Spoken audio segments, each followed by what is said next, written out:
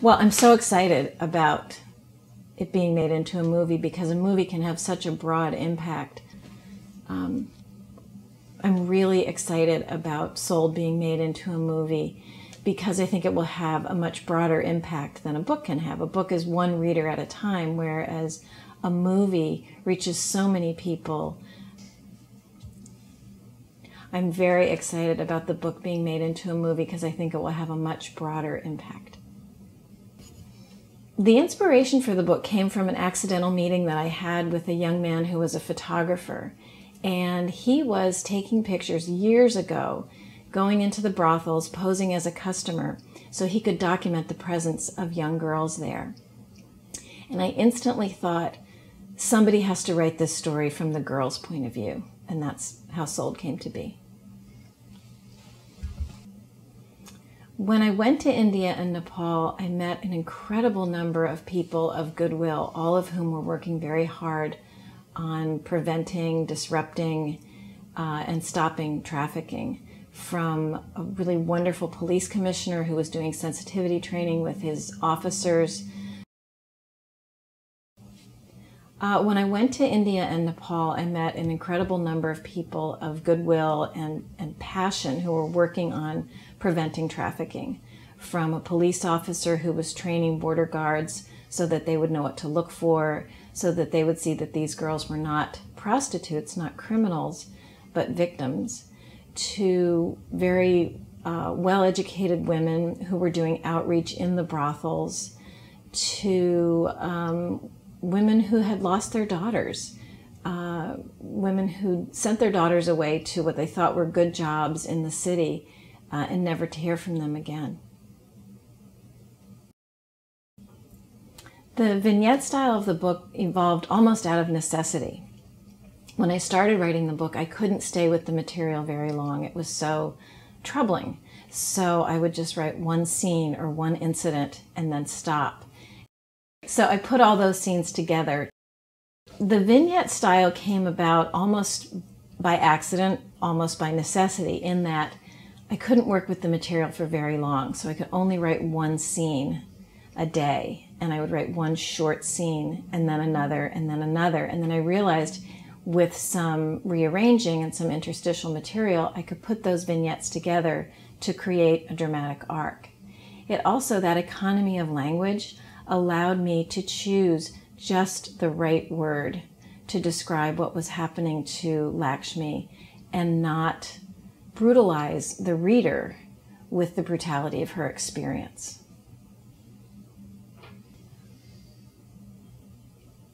The incidents in the book, the things that happened to Lakshmi in the book, happened to the real girls that I interviewed.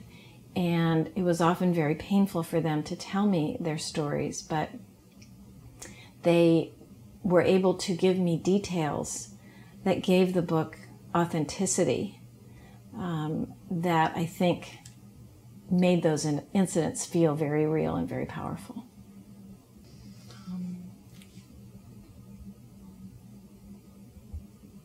I was really very fortunate to be able to get stories from real girls and women who'd been trafficked.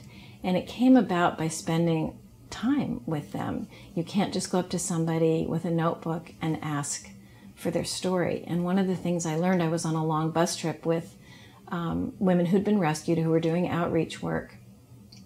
And I would ask one woman on the bus what was her story, and she wasn't comfortable talking. And then I turned to another woman, and she wasn't comfortable talking.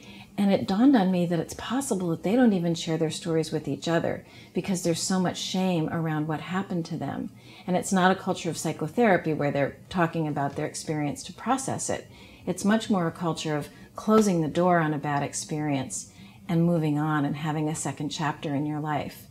So I feel very lucky that, in particular, two women came to my door of my hotel room the day I was about to leave unexpectedly and just decided that they were willing to tell me their stories, and we spent the whole day together. I think the reality of being trafficked is much more brutal than what's portrayed in the book. I had started out thinking I would write a book about a very brave girl who outwits her traffickers. And I quickly realized when I got to India and Nepal that was a fantasy, that just doesn't happen. I wouldn't say I pulled any punches in the book. I think it's pretty brutal and it's pretty clear what happens to Lakshmi and what happens to those girls. But in reality, it's compounded many, many times over. This book is almost just a snapshot of a period of time for this one girl.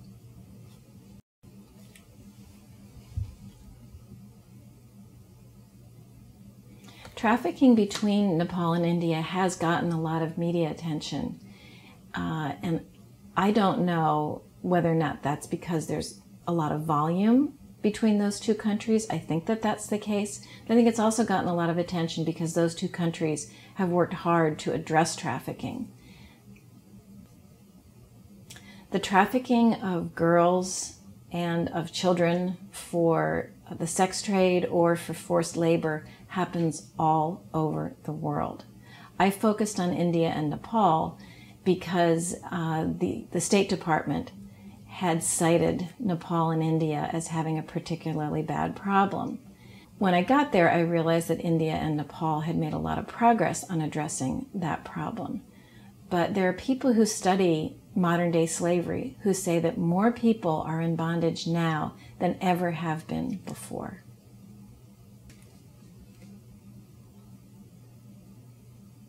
There are a lot of groups that are addressing trafficking. The two that I feel most confident supporting are Mighty Nepal and Apne Aap.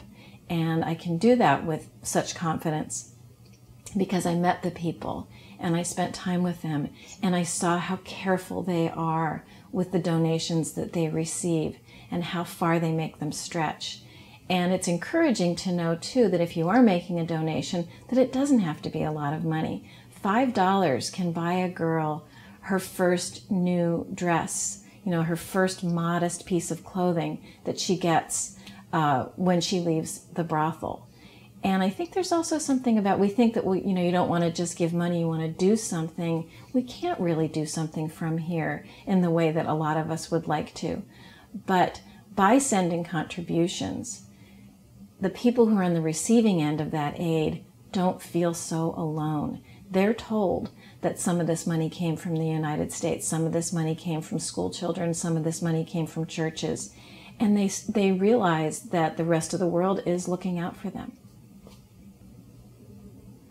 What you can do to get involved is to make a donation, and it can be a small donation. $5 is enough to buy a girl her first new dress, or her first chaste piece of clothing after being rescued. People sometimes don't want to just give money because that feels like it's just money, but that money stretches very far in those countries, and unfortunately we can't send things like clothing or medical goods because they just can't reach the people in country. But if you send contributions to Mighty Nepal, I guarantee you that they go to the girls and that those dollars are stretched as far as they possibly can. And the girls are told that this contribution came from the United States, or this contribution came from a church group, or this contribution came from a school group. And when they hear that, they don't feel so alone. There are lots of other resources for learning more about anti-trafficking or just about the cultures where trafficking flourishes. Something like Slumdog Millionaire will give you a window into this other culture. Other films that you might want to look at, Born into Brothels, which provides cameras to the children who happen to be born into the red light district, and they see themselves differently. By the time the film is over, they see themselves as artists. There's a wonderful book, Innocence Lost by Jimmy Briggs, and of course 3 Cups of Tea talks about how one man has gone over to Afghanistan to build schools for the girls there. I think everywhere you look, there are people who are combating trafficking and violence against women and children, and who are working on behalf of educating girls and women in particular. You just have to look.